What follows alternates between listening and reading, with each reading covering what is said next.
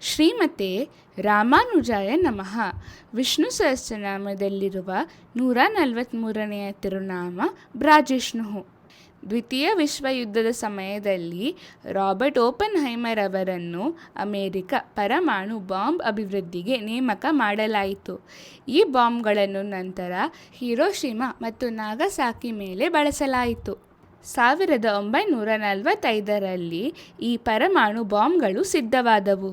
ಅವುಗಳಿಗೆ little boy ಮತ್ತು fat man ಎಂಬ ಹೆಸರುಗಳನ್ನು ಇಟ್ಟಿದ್ದರು. ಬಾಂಬ್ಗಳನ್ನು ಬಳಸುವ ಮೊದಲು ರಾಬರ್ಟ್ ಓಪನ್ಹೈಮರ್ ಮತ್ತು ಅವರ ತಂಡವು ಪರೀಕ್ಷೆಗಾಗಿ ವಿಶಾಲವಾದ ಜನರಿಲ್ಲದ ಪ್ರದೇಶವನ್ನು ಆಯ್ಕೆ ಮಾಡಿದರು.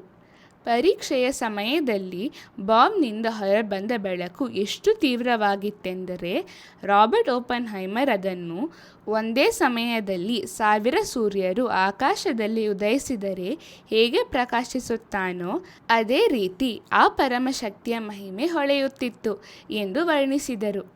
ಅವರು ಈ ಮಾತನ್ನು ಎಲ್ಲಿಂದ ಹೇಳಿದ್ದಾರೆ ಗೊತ್ತೇ?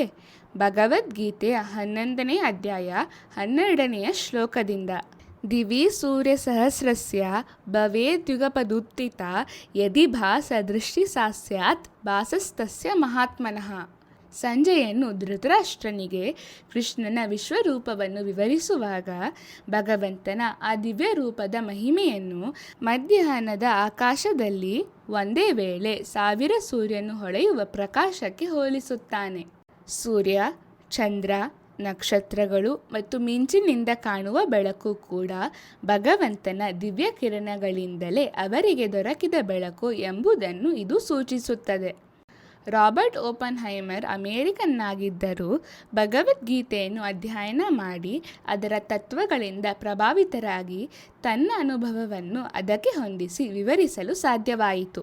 ನಮ್ಮ ಆಳ್ವಾರ್ ತಮ್ಮ ಒಂದು ಪಾಶ್ರದಲ್ಲಿ ಕಲ್ಲಳಹರ್ ಭಗವಂತನ ತಲೆಯ ಮೇಲಿರುವ ಕಿರೀಟ, ಪಾದಗಳ ಕೆಳಗಿನ ಕಮಲ ಹಾಗೂ ಅವನು ಧರಿಸಿರುವ ಆಭರಣಗಳು ಇವೆಲ್ಲವೂ ಅವನ ದಿವ್ಯ ಕಿರಣಗಳೇನಾ ಎಂದು ಆಶ್ಚರ್ಯದಿಂದ ಪ್ರಶ್ನಿಸುತ್ತಾರೆ.